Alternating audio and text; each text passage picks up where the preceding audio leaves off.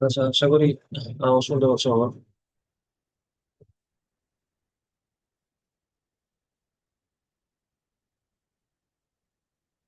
Screen আমি দেখা যাচ্ছে এখন।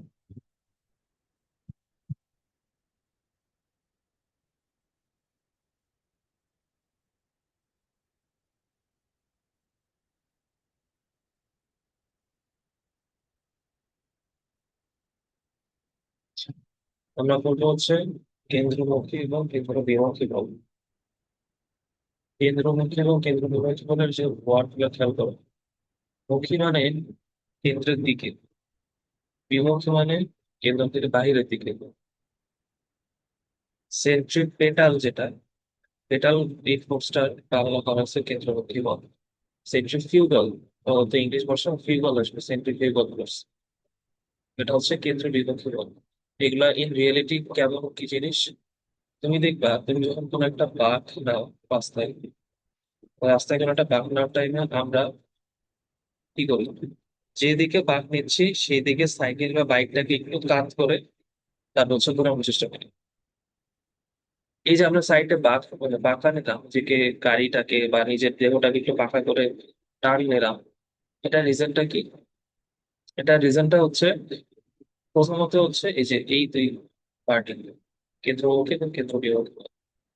তো একটা ছবি অ্যাড করছে এখানে, একটু খেয়াল করো। এই যে একটা সাদা কালারের বল একটা বৃত্তাকার মধ্যে ঘুরতেছে, এই সাদা কালার বলটার উপর কেন্দ্রের দিকে এক ধরনের ফোর্স কাজ করে। এই বলটা কি করে, একে বৃত্তাকার পথে ঘোরাইতে হেল্প করে। কেন্দ্রের দিকে হওয়ার কারণে এটার নাম সেন্ট্রিপেটাল ফোর্স। এবং ফোর্স থাকলে অবশ্যই এদিকে একটা এক্সেলারেশন থাকবে। এই এক্সেলারেশনটাকে আমি বলতেছি সেন্ট্রিপেটাল এক্সেলারেশন। এ সি লেখা হয় এটাকে, এর সমান সমান এম এ। তাহলে এম বাদে বাকি যা আছে, এই যে ভি স্কোয়ার বাই আর, এই জিনিসটাই হচ্ছে এসি এর ইকুয়েশন। তাহলে সেন্ট্রিপিটাল এক্সেলারেশন হচ্ছে এসি তে লিখবো v square by r. V কি জিনিস? ভি হচ্ছে এই যে খেয়াল করো, ট্যানজেনশিয়াল ভেলোসিটি বা লিনিয়ার ভেলোসিটি বলে আমরা এটাকে, লিনিয়ার ভেলোসিটি। এটা একটা ওয়ার্ড কি, ট্যানজেনশিয়াল মানে স্পর্শক। বৃত্তাকার পথে ঘূর্ণায়মান অবস্থায় এই বলটা যে পয়েন্টে ছিল, আর একটা ছবি আঁকাই, ধর এটা সেন্টার, একটা বস্তু এখানে আছে, ও এইভাবে ঘুরতেছে। ঘুরতে হতে এখানে যখন আসছে, ধরো কথা কথা আমি এই জায়গাতে তাকে ছেড়ে দিলাম, তাহলে কি হবে, এই পয়েন্ট থেকেই এখানে যে স্পর্শকটা থাকবে, যে ট্যানজেন্টটা ড্র করতে পারবে, এই ট্যানজেন্ট বরাবর ছিটকে চলে যাবে। এরকম হচ্ছে সাইকেলের চাকা যখন ঘুরে, চাকার সাথে লেগে থাকা রাস্তা ধুলাবালি এবং কাদা কি হয়, সাইকেল এইভাবে রোটেট করতে থাকে, এই দিক থেকে কাদাগুলা ছিটকে আমাদের এখানে একটা মাঠগার্ড থাকে, এই মাঠগার্ডের গায়ে লেগে যায়। মাঠগার্ডটা না থাকলে কি হইতো, এই কাদাগুলো সরাসরি আমাদের গাড়ির যে নিচের ফ্রেমের অংশ অথবা আমাদের বডির পেছন পার্টে কাদাগুলো লেগে যাইতো। তাহলে যেটা বুঝলাম যে একটা বস্তু বৃত্তাকার পথে ঘুরতে থাকলে, মানে if an object is rotating in a circular path towards the center, there is a force and there is an acceleration. The force is called centripetal force, the acceleration is called centripetal acceleration. Formula কি centimetre ফোর্সের? FC সমান M V square by আর। নিউটনের third ল অনুযায়ী সেন্টারের দিকে একটা force থাকলে সেন্টারের বাহিরের দিকেও অবশ্যই আরো একটা ফোর্স থাকা উচিত। এই জিনিসটা কাল্পনিক একটা ফোর্স। এই ফোর্সটা কাল্পনিক কেন বলা হচ্ছে? ইন রিয়েলিটি এই দিকে এক্স্যাক্টলি কোনো ফোর্স কাজ করে না, বাট আমরা ফিল করি এদিকে যে ফোর্সটা হয় ওটাকে আমরা ফিল করতে পারি, যে আমাদের বডি বাইরের দিকে ছিটকে পড়ে যেতে যাচ্ছে। দেখবে একটা, ধর একটা বিশাল একটা টার্ন আছে কোথাও কোথাও, রাস্তায় বিশাল বড় একটা বাঁক আছে ধরো, এর একটা বড় গাড়ি খুব হাই স্পিডে সামনে আগাচ্ছে। তাহলে ও দেখবে আগাইতে আগাইতে আগাইতে এইভাবে ধপাস করে দিক দিয়ে অনেক সময় গাড়ি খাদে চলে যায় টার্ন নেওয়ার টাইমে।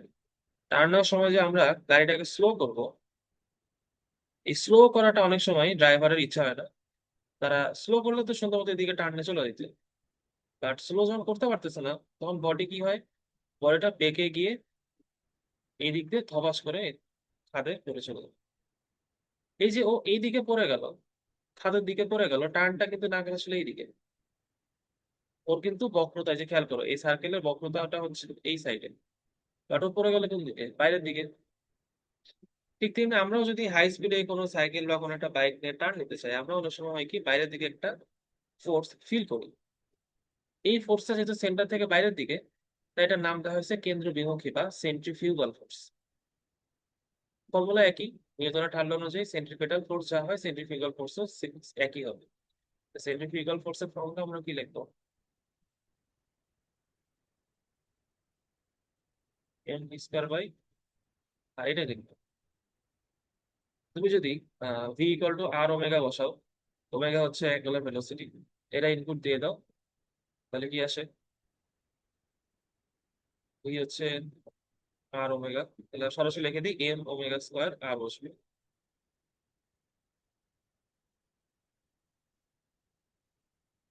দুইটা অ্যাপ্লাই করতে পারো, যেটা কোশ্চেনে দেওয়া থাকবে সেটা ইউজ করতে হবে।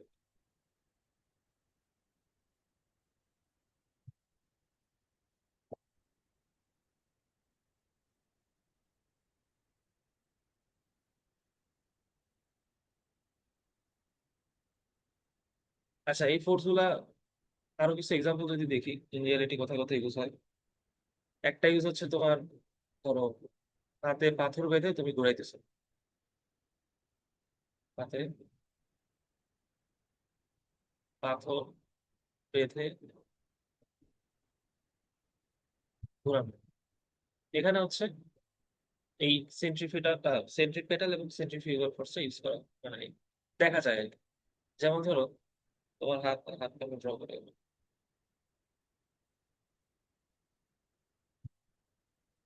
দিস ইজ তোমার হ্যান্ড, এখান থেকে তুমি একটা সুতা নিয়ে একটা, এটা নিয়ে ঘুরাইতেছে সুন্দর মতো, ব ব করে ঘুরাচ্ছে একটা পাথর বেঁধে, এটা তোমার হাত। তাহলে তোমার হাতটা হচ্ছে সেন্টার, পাথরটা হচ্ছে সেই অবজেক্ট, এবং এই যে ওর যে যেদিকে ব ব করে ঘুরতেছে, এই রাস্তাটা হচ্ছে তার ঘূর্ণায়মান পথ, বৃত্তাকার হবে। তাহলে তোমার হাতের দিকে যে ফোর্স, এটা হচ্ছে কি? Centripetal force. আর হাত থেকে বাইরের দিকে যে ফোর্সটা, এটাকে বলা হচ্ছে সেন্ট্রিফিউগাল ফোর্স, মানে বাইরের দিকে চলে যাবে। এছাড়া আরো আছে, আরেকটা এক্সাম্পল দিতে পারি হচ্ছে আহ, গ্রহ উপগ্রহের যে মোশন, এটাও কিন্তু সার্কুলার মোশন হিসেবে কাউন্ট করা যেতে পারে, প্ল্যানেটারি মোশন, গ্রহ উপগ্রহের গতি। আরেকটা কাউন্ট করতে পারে হচ্ছে রাস্তার যে বাঁকে যে টার্ন নেই আমরা, রাস্তার মোড়ে টার্ন নেই, রাস্তার বাঁকে গাড়ি, বিশেষত হচ্ছে সাইকেল বা বাইক,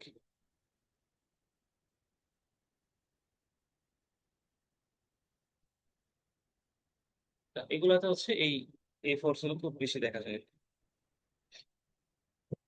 আরেকটা দেখবা, আহ একটা সার্কাস দেখানো হয় অনেক সময়। সার্কাসটা কেমন, ধরো কথা বলতে হচ্ছে একটা বালতি আছে, বালতির মধ্যে ভরপুর পানি, একদম কানা কানা অব্দি পানি আছে। তো দেখবা সার্কাসটা হয় এরকম যে একটা সুতা দিয়ে এখানে একটা হাতের বা কোনো একটা কিছুতে আটকায়, বালতি এরকম ভার্টিক্যালি, একদম ভার্টিক্যালি উপর থেকে নিচে, নট হরাইজন্টালি, এটা কিন্তু আমরা হরাইজন্টালি ঘুরাইছি, ভার্টিক্যালি ঘুরাইতে পারো, বা এটা আমরা হরাইজন্টালি ঘুরাইছি। বালতির ক্ষেত্রে এটা আমরা ভার্টিক্যালি ঘুরাবো। ভার্টিক্যালি ঘোরানো মানে বালতিকে উপর থেকে নিচে এরকম করে ঘুরাতে থাকবে। বালতি যখন এরকম উপর থেকে নিচে ব ব করে ঘোরাচ্ছ তুমি, আচ্ছা, আমি একটু জিজ্ঞেস করি।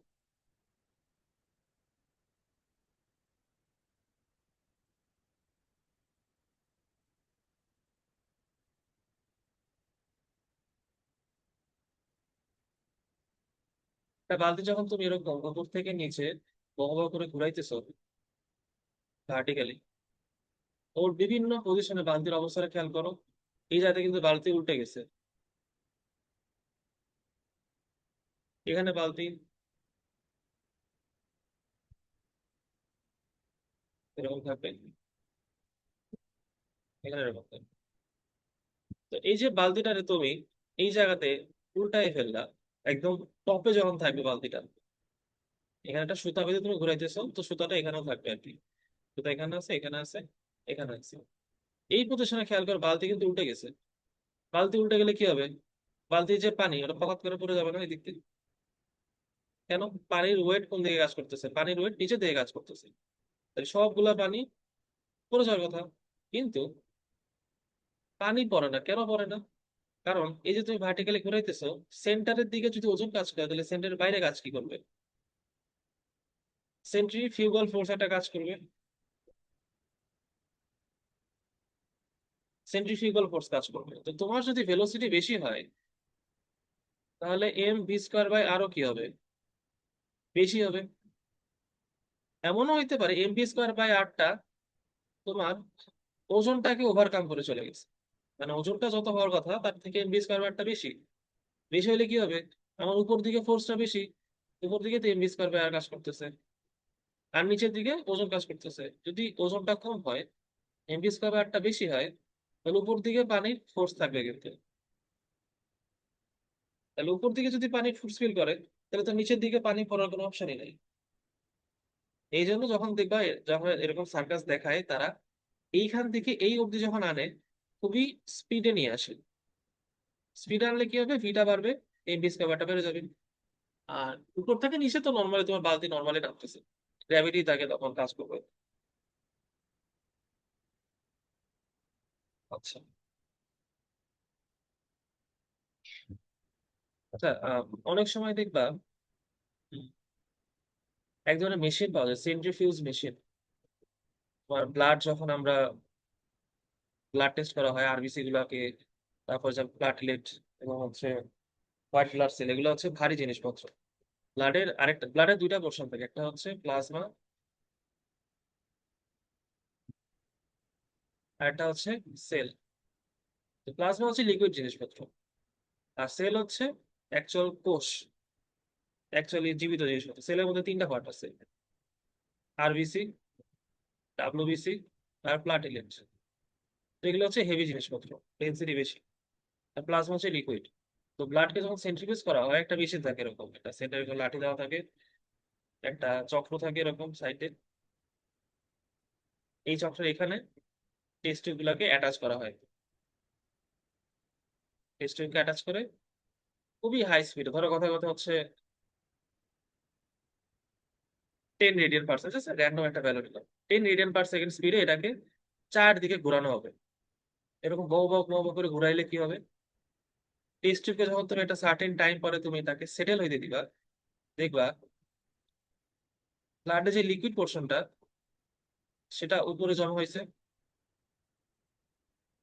আর ব্লাডের যে সেল পোর্শন, মানে যেখানে অ্যাকচুয়ালি আরবিসি ডাব্লিউবিসি ওগুলো আছে, হেভি জিনিসপত্র, এগুলো কি আছে? নিচে জমা করছে।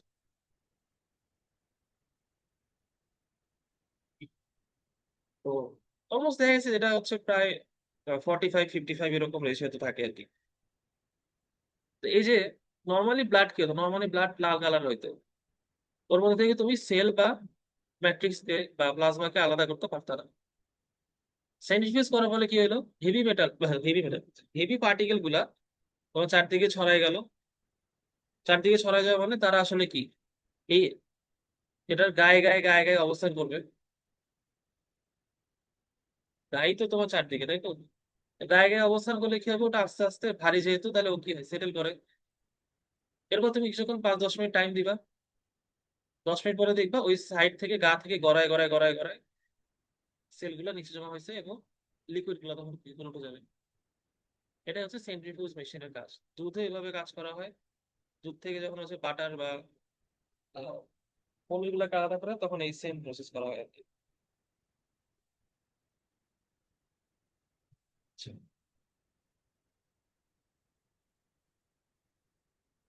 একটু আগে একটা বালতির এক্সাম্পল দিছিলাম, সেন্টার থেকে ভার্টিক্যালি টপ, হরাইজন্টালি এবং নিচে। ভার্টিক্যালি কোনো জিনিসকে ঘুরাইতেছে। এই কেসে এটা কিছু এক্সটেনশন আমরা একটু দেখি।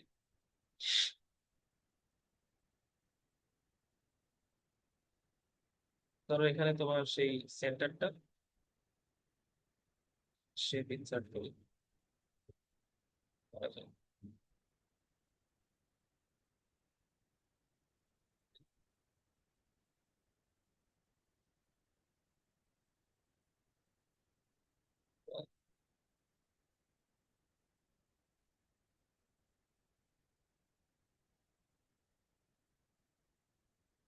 সার্কেল ইনসার্ট করে ফেলছি।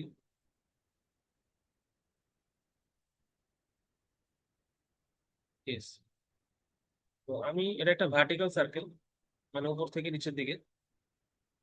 তার মানে হচ্ছে একটা অবজেক্টকে ঘোরাবো আর কি, ভার্টিক্যালি ঘোরাবো। এখানে থাকবে, ও এখানে থাকবে, এখানে থাকবে, চারটা মেইন পোর্শন। আমি তোমাকে হচ্ছে এই জিনিসটাকে একটু দেখাচ্ছি। মাঝখানে পোর্শন গুলো জন্য সূত্র আছে, বাট আমরা বলতে যাচ্ছি না, আমরা বলতে চাচ্ছি উপরে নিচে এবং ডানে বামে এগুলোতে একটু দেখি। এটা হচ্ছে একটা পজিশন যেখানে ও সবচেয়ে উপরে আছে, ধরো কথা কথা হচ্ছে এই পজিশন, একদম তার ভার্টিক্যাল পথে সবার উপরে। মাঝামাঝি লেভেল এটাকে ধরলাম বি, এই মালটাকে ধরলাম সি। এটা একই জিনিস, বি তে এখানে যা হবে এখানে তাই হবে, তো এটাকে কাইন্ড অফ বি প্রাইম বলা যায়, একই জিনিস। This is same. তো চাইলে তুমি এটাকে অমিট করে দিয়ে শুধু একটা বি রাখতে হবে। তাহলে আমরা আসলে এতে কি হবে এটা দেখবো, বি তে কি হবে এটা দেখবো, সি তে কি হবে এটা চেক করবো। যে তুমি তাকে বৃত্তাকার পথে ঘুরাইতেছো, কথা কথা হচ্ছে কোন দিকে ঘুরাইতেছি, ধরো আমি এই দিকে ঘুরাইতেছি, তাহলে ওইভাবে ঘুরতে থাকবে। আচ্ছা, ভালো। ও যেভাবে ঘুরতে থাকে, ঘুরতে ঘুরতে এ পয়েন্টে তার সেন্টারের দিকে ফোর্স হচ্ছে সেন্ট্রিপেটাল ফোর্স, এটা সেন্ট্রিফিউগাল ফোর্স থাকে হচ্ছে বাইরের দিকে। এর কথা হচ্ছে সেন্ট্রিফিউগাল ফোর্সকে আমি এফসি নাম দিলাম। হ্যাঁ, এফসি হচ্ছে সেন্ট্রিফিউগাল ফোর্স বাইরের দিকে। তাহলে সেন্টারের দিকে তার কি কি কাজ করতেছে? প্রথমত তার দড়ি আছে, একটা দড়িতে আটকানো ছিল। দড়িতে আটকানো থাকলে তার দড়িতে টান কাজ করবে, সেই দড়ির টানটা অলওয়েজ বস্তু থেকে বাইরের দিকে। তাহলে এই দিকে তার একটা টেনশন ফোর্স আছে, সুতার টান এদিকে। এবং এই যে বস্তুটা উপরে ঝুলতেছে, তার একটা ওয়েট কাজ করবে কোন দিকে? নিচের দিকে। এই দুইটা যদি বেশি হয়ে যায় তাহলে বস্তু কি হবে? উপর থেকে ধপাস করে পড়ে যাবে। তো এই দুইটাকে কাউন্টার ব্যালেন্স করার জন্য আমার এই যে এফসি, যেটা হচ্ছে এম ভি স্কোয়ার বাই আর, সেটা আমার বাড়াইতে হবে। তার মানে ভি বেশি করতে হবে। আচ্ছা, তার মানে যেটা বুঝলাম যে আমার উপর দিকে এফসি, এটা ব্যালেন্স আউট করতেছে কাকে কাকে? সুতার যে টান টেনশন ফোর্স আর হচ্ছে তার যে ওয়েট এমজি কে কাউন্টার ব্যালেন্স করতেছে। তখন আমি যদি ভেক্টর সামেশন নেই, সামেশন অফ ফোর্স এট এ পয়েন্টে টোটাল ফোর্স, আপওয়ার্ডটা পজিটিভ ধরি, এফসি পজিটিভ, প্লাস টেনশন নিচের দিকে, ওয়েটও নিচের দিকে। তাহলে আমার যদি এই জায়গাতে আমি সামেশন অফ ফোর্স জিরো ধরি, তাহলে কি আসে? এফসি মাইনাস টি মাইনাস ডাব্লিউ, যদি সাইড করে লিখি, এফসি সমান সমান টি প্লাস ডাব্লিউ। তা যদি টেনশন ফোর্স আলাদা করে বের করতে চাই, এফসি মাইনাস ডাব্লিউ, এফসি সমান কি লিখছে আগে? M V square by r, minus W মানে কি? ওজন, এম জি। বা তোমার যদি ভালো না লাগে, এম ওমেগা স্কোয়ার আর দিয়েও লিখতে পারো। এটাই হচ্ছে কি টপ পয়েন্টের টেনশনের ফর্মুলা। বা তুমি এটাকে ফর্মুলা বানাইতে পারো, একই ব্যাপার, একই জিনিস। ওমেগা বের করবা, অথবা দেওয়া থাকতে পারে। ওমেগা বের করতে গেলে কি করবো? ওমেগা সমান কি জানি, two pi by capital T, অথবা two pi, two pi N by small T. Capital T মানে হচ্ছে পিরিয়ড, ওই পিরিয়ডকে আরো ভালো করে লিখতে গেলে এন বাই টি লেখা যায়।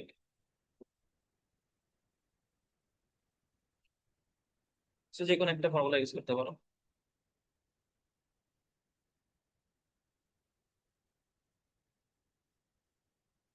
তো তোমাকে দেওয়া হলো হচ্ছে একটা অবজেক্ট 50 বার ঘুরতেছে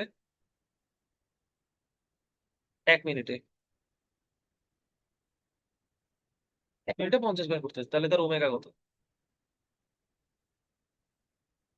তাহলে আমরা কি লিখবো? ওমেগা সমান কি জানি, two pi M by T. তাহলে টু পাই এন হচ্ছে কত? 50, টি হচ্ছে 1 মিনিট মানে 60 সেকেন্ড। এখান থেকে যা আসবে এত রেডিয়ান পার সেকেন্ড। এটা দিয়ে ইউজ করতে পারো, অথবা এখানে বসাতে পারো যে two pi by capital T. Capital T মানে হচ্ছে পিরিয়ড, একবার পুরোটা ঘুরে আসতে কতক্ষণ লাগে। 50 বার করতে যদি 60 সেকেন্ড লাগে, তাহলে একবার ঘুরতে কতক্ষণ লাগে? ওইটা দিয়ে এখানে তুমি টিটা বসাইতে পারো, একই জিনিসই আসবে। তাহলে এম তো ম্যাথ দেওয়া থাকবে আর হচ্ছে এই যে সুতা যতটুকু, এটা হচ্ছে আর মানে ডিস্টেন্স, সেন্টার থেকে ডিস্টেন্স, রেডিয়াস বলতে পারো। আজই তো বোঝে 9.8, এগুলো বসাই দিলে তোমার টেনশন ফোর্সটা চলে আসবে টপ পয়েন্টে।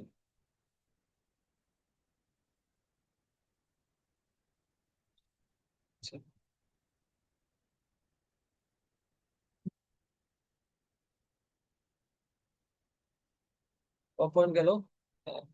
টপ পয়েন্টে আরেকটু মডিফিকেশন করা যায়। মডিফিকেশনটা হচ্ছে এরকম যে এই জায়গাতে আমাদের সুতার একটা টান আছে না, টি আছে। যদি সুতার টান জিরো হয়, কথা কথা হচ্ছে একটা স্পেশাল কেস যেখানে সুতার টানটা জিরো, মানে সুতা ঢিল খেয়ে গেছে, কোনো সুতাতে টান টান অবস্থায় নাই। ইফ টি ইজ জিরো, মানে সুতা ঢিল খেয়ে আছে, সুতা আলগা হয়ে গেছে, তাহলে টি জিরো হলে কি হবে? M omega square R minus M g should be zero, তাই তো? তাই এখান থেকে এম এ মারা দাও, তাহলে সাইডে চেঞ্জ করো, ওমেগা আসবে কত? রুট ওভার জি বাই আর, এটা একটা ইম্পর্টেন্ট কেস। আর ভি তো যদি দেখতে চাও তাহলে ভি আসবে হচ্ছে রুট ওভার জি আর। এই কেসটা যদি হয় তাহলে কি বলবো, যে সুতা আলগা হয়ে যাবে। বা আমার যদি ওমেগা বা ভি যদি এর থেকে কম হয়, তাহলে আমরা লিখবো if omega is less than root over G by R, অথবা V is less than root over G R, সুতা আলগা হয়ে যাবে। আলগা মানে লুজ হয়ে যাওয়া।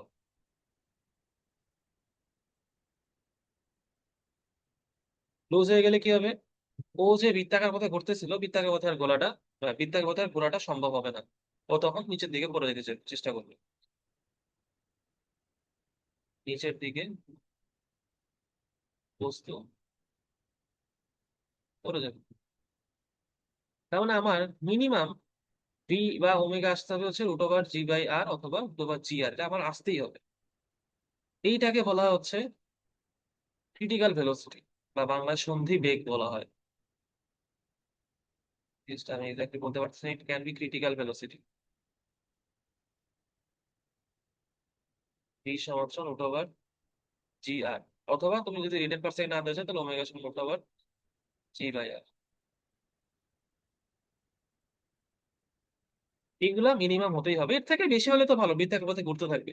বাট মিনিমাম এটা হয় লাগবে, এর থেকে কম হইলে সুতোটা আলগা হয়ে যাবে, নিচের দিকে বস্তুটা পড়ে যাবে। আচ্ছা, পেছন কেসটা গেল। এটা হচ্ছে টপ পয়েন্টটাই। তাহলে বটম পয়েন্টটা দেখি, বটম পয়েন্টে কি হবে, একই কথা। বটম পয়েন্টে যদি এখান থেকে ছবি ড্র করি, আপনার একটা কালার ইউজ করা লাগবে। এই হচ্ছে খুবই ডিস্টার্ব দিচ্ছে আসলে, কি নেওয়া যায়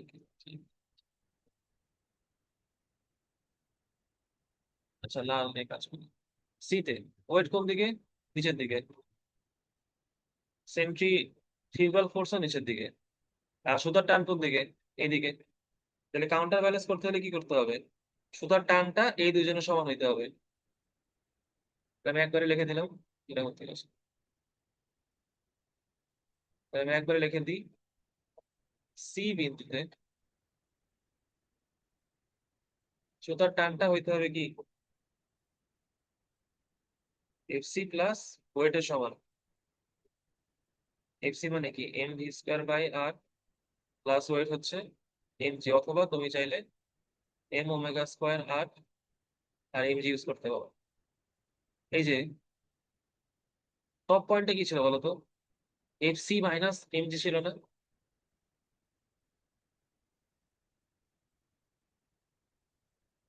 এই যে এই যে এম ওমেগা স্কোয়ার আর minus M G top point.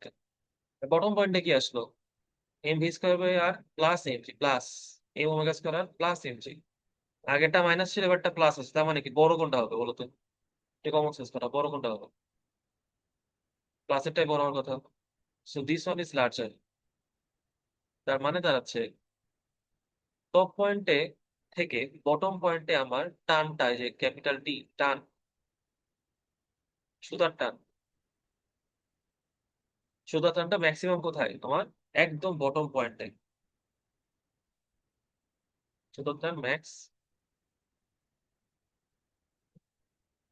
এট বটম পয়েন্ট। তাহলে আমাকে সুতা শক্তিশালী করতে হলে আমাকে বটম পয়েন্টের টানটাকে যেন সে রেজিস্ট করতে পারে এরকম সুতা লাগবে আমার। তাই তো? তাহলে তোমার যদি এম ওমেগা এগুলো আট সব দেওয়া থাকে, তাহলে এখানে টেনশন ফোর্স পেয়ে যাবে। ফোর্স পেয়ে গেলে যদি তোমাকে স্ট্রেস দেওয়া থাকে, সিগমা সমান কি লিখবো? স্ট্রেস সমান ফোর্স বাই এরিয়া। ফোর্স জানো, কেবলই বের করলে এখান থেকে টেনশন ফোর্স যেটা, সিগমা দেওয়া থাকবে স্ট্রেন, তাহলে এখান থেকে এরিয়া পেয়ে যাবো। এরিয়া সার্কুলার এরিয়া পাই আর স্কোয়ার, মানে ক্রস সেকশন এরিয়া আর কি। এখান থেকে আমরা আর পেয়ে যাবো সুতাটা কতটুকু হইতে হবে মিনিমাম, এটা আমরা এখান থেকে সুতার স্ট্রেংথটা বের করতে হবে। ওকে, টপ পয়েন্ট গেল, বটম পয়েন্ট গেল, মাঝখানের পয়েন্টটা এটা আলাদা করে ড্র করতে হবে, এটা অনেক কিছু বেশি হয়ে গেছে। ওইখান থেকে এটা নেওয়া হচ্ছে। সেই সেই সেই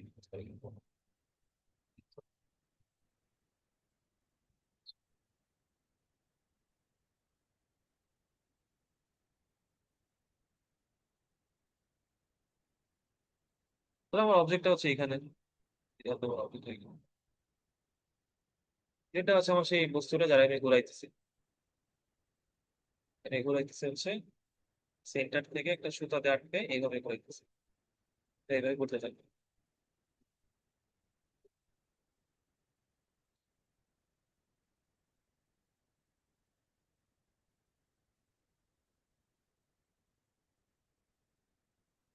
টুয়ার্ডস দি সেন্টার, তাহলে ওর কি থাকবে? একটা ফোর্স থাকবে। আউট টুয়ার্ডস দি সেন্টার, তার একটা ফোর্স থাকবে এফসি। সুতা এদিকে আছে, সুতার টানটা এদিকে কাজ করবে, সুতা তাকে এভাবে ধরে রাখছে। আর তার ওয়েট কোন দিকে বলো তো? ওয়েটটা হচ্ছে সোজা নিচের দিকে। তাহলে খেয়াল করো ফোর্স গুলোর মধ্যে অ্যাঙ্গেল কত ডিগ্রি? 90 ডিগ্রি। 90 ডিগ্রি হইলে এই ওয়েটের আসলে কোনো ইফেক্টই নেই। আমরা ভেক্টর করছি যে একটা ফোর্সের সাথে আরেকটা ফোর্স যদি 90 ডিগ্রি থাকে, কজ 90 হওয়ার কারণে এই ফোর্সের ইফেক্টটা পড়ে না আর কি। তো ওই থিম যদি ইউজ করি, তাহলে এখান থেকে বলা যাচ্ছে যে একই লাইনে যারা আছে টি আর এফ সি, এই দুই ব্যক্তিকে সমান হইতে হবে। তার মানে সুতার টানটা হইতে হবে কার সমান? সেন্ট্রিফিউ সেন্ট্রিফিউগাল ফোর্সের সমান এম ভি স্কয়ার বাই, আর কোন এম জি টার্ম এখানে কোনো থাকবেই না। তো এই যে আগে যেখানে আমাদের এম জি নামে একটা টার্ম থাকতো, যোগ করতাম বা বিয়োগ করতাম, এই মানটা এবার এইখানে থাকবে না।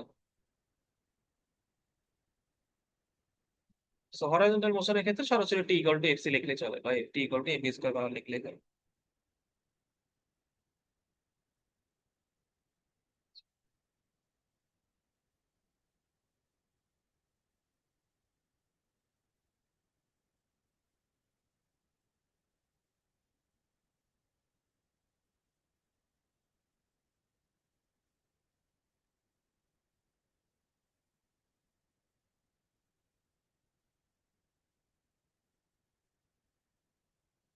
ঠিক আছে, আমাদের সেন্ট্রিপিটাল সেন্ট্রিফিউগাল ফোর্সের ফর্মুলা হয়ে গেল।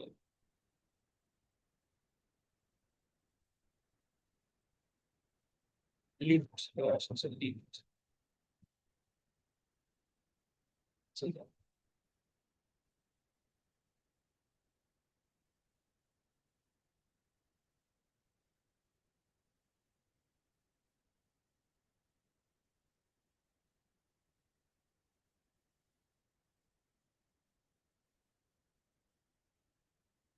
লিফটে আমাদের সাথে যা যা হয় সেটা ছিল লিখবো আর কি। লিফট কোন দিকে যায় বলতো? লিফট হয় উপরে যায় না নিচে যায়, লিফট হরাইজন্টালি কিন্তু মুভ করে না। তার মানে হয় তুমি লিফটে এখানে দাঁড়া হয় উপর দিকে যাবে, অথবা হচ্ছে লিফটে দাঁড়ায় তুমি নিচের দিকে নামবা। তাই তো, এই কামই তো হয়।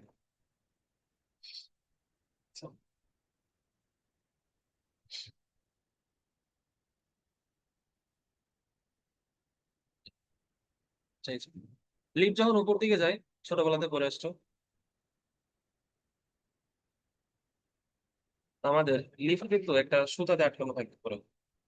লিফট কিন্তু একটা মোটা স্টিলের একটা পুলিশ সাহায্যে এইভাবে হচ্ছে থাকে আর কি। এখানে একটা ওয়েট এসে থাকে, এটা নিচের দিকে নামলে লিফট উপর দিকে ওঠে, এরকম মানে একটা পুরি সিস্টেম মতো কাজ করে আর কি। এই জিনিসটা তুমি তোমার ছাদের উপর একটা লিফটের রুম থাকে, ওই রুমের এটা গেলে দেখতে পাবো আর কি। তোমার এই যে লিফটটা, এটা উপর থেকে এরকম পুলির মতো করে উপর থেকে ওঠানো হলো।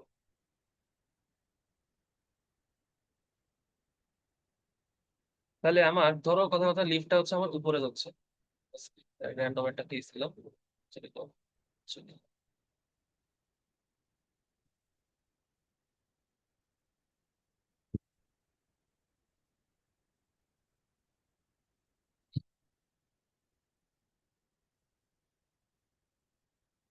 তা লিফট ধরো কথা কথা হচ্ছে উপরে উঠতেছে, তোমার যে ওজনটা, ওজন কোন দিকে কাজ করে? ওজন অলওয়েজই নিচের দিকে কাজ করে। লিফট ধরো কথা কথা এফ ত্বরণে, এফ এক্সেলারেশনে উপর দিকে যাচ্ছে, সিস্টেমের এক্সেলারেশন এফ। তোমার ওজন নিচের দিকে, লিফট উপর দিকে যাচ্ছে। উপর দিকে উঠলে তোমার যে আপাত ওজন বা তোমার যে অ্যাপারেন্ট ওয়েট, ছোটবেলাতে পড়ে আসছে কি হয়, বেশি হয়। উপর দিকে উঠলে নিজেকে একটু বেশি ভারী মনে হয়। মানে অত কিছু বোঝা লাগবে না, জাস্ট মুখস্থ করো, m into g plus f হয়। উপর দিকে উঠলে আমাকে নিজে থেকে একটু বেশি ভারী মনে হয়। আর লিফট যখন নামা শুরু করে, এফ এক্সেলারেশন নিচের দিকে নামতেছে, তখন কি করি আমরা? এম ইন্টু জি মাইনাস এফ দিতাম। মানে আমরা নিজেদেরকে একটু হালকা ফিল করি। নিচে নামার টাইমে আমরা নিজেদেরকে একটু হালকা ফিল করি, উপরে ওঠার টাইমে নিজেদেরকে একটু ভারী ফিল করি। ভারী কেন? এই যে জি প্লাস প্লাস, উপর দিকে উঠলে নিজেদেরকে একটু বেশি ভারী মনে হয়, আর নিচে নামার টাইমে নিজেদেরকে একটু হালকা মনে হয়।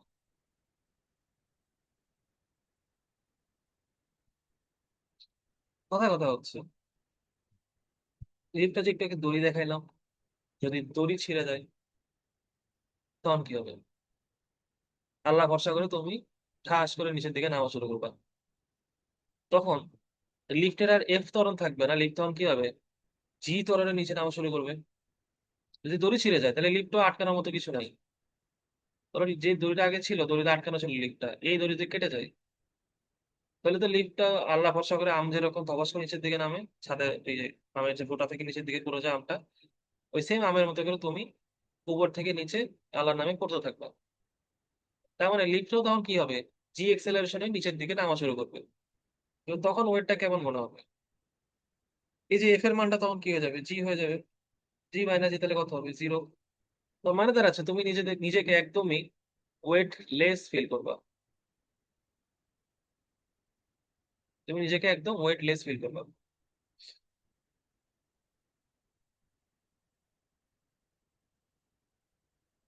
যদি এমন হয় যে জি এর থেকেও বেশি ত্বরণে নামতেছে, মানে কেউ লিফটকে উপর থেকে পুশ করছে ধরো কথা, এমন ভাবে দড়িটা ছিঁড়ে গেছে যেন উপর থেকে একটা থ্রাস্ট লিফটের উপরে আসছে, তার মানে তার যে এক্সেলারেশনটা, এটা তো 9.8 এর থেকেও ধরো কথা কথা বেশি ধরো 11 হয়ে গেছে, তখন কি হবে?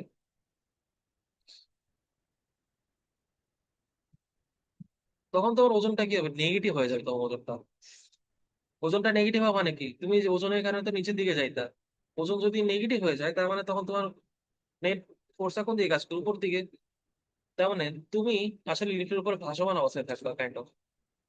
যেখানে আগে তুমি লিফটে হয়তো এরকম মেঝেতে থাকতা, তুমি এখন কি মেঝে থেকে উপরে উঠে গেছো। তুমি এই যে আপওয়ার্ডস একটা ফোর্স ফিল করছো। এমন হইতে পারে তুমি উপরে উঠতে লেগে লিফটটা মাথা যেখানে বাড়ি খেয়ে ধবাস করে মাথাটা ফেটে মরেও যেতে পারে। তো দড়ি ছিঁড়ে যাওয়া কিন্তু খুব খারাপ একটা কেস।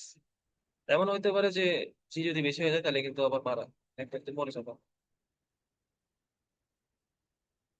আচ্ছা। আর আরেকটা শয়তানি করে একটা আরেকটা কেস দেখায়। এই কেসটা কেমন কেস, এই যে খেয়াল করে, আমি কিন্তু সবসময় একটা এফ ইউজ করছি। এফটা কি ছিল? লিফটের এক্সেলারেশন। যদি আমাকে বলে লিফট কোনো এক্সেলারেশনে যাচ্ছে না, লিফট যদি ইউনিফর্ম ভেলোসিটিতে উপরে বা নিচে যায়, লিফট যদি ইউনিফর্ম ভেলোসিটি তে চলে, তার উপরে বা নিচে যাচ্ছে, তাইলে কিন্তু কোনো এফ টেপ যোগ বা বিয়োগ করার কোনো কেসই নাই, সরাসরি আর ইকুয়াল টু এফ। এটা তোমার যে ফোর্স বা তুমি যে ওজনটা ফিল করতেছো, অ্যাপারেন্ট ওয়েট, তোমার ফিল করা ওয়েট, এটা হচ্ছে কত হবে? সরাসরি এমজি হবে, কোনো এফ এর কোনো বালাই নাই, এফ জিরো এই জায়গাতে। ইউনিফর্ম ভেলোসিটি মানে কি, কোনো এক্সেলারেশন নাই।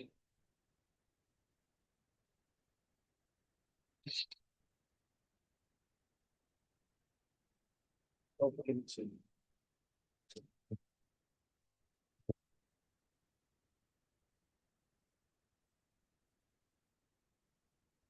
আচ্ছা, আজকে এই ভিডিওটা এই অবধি।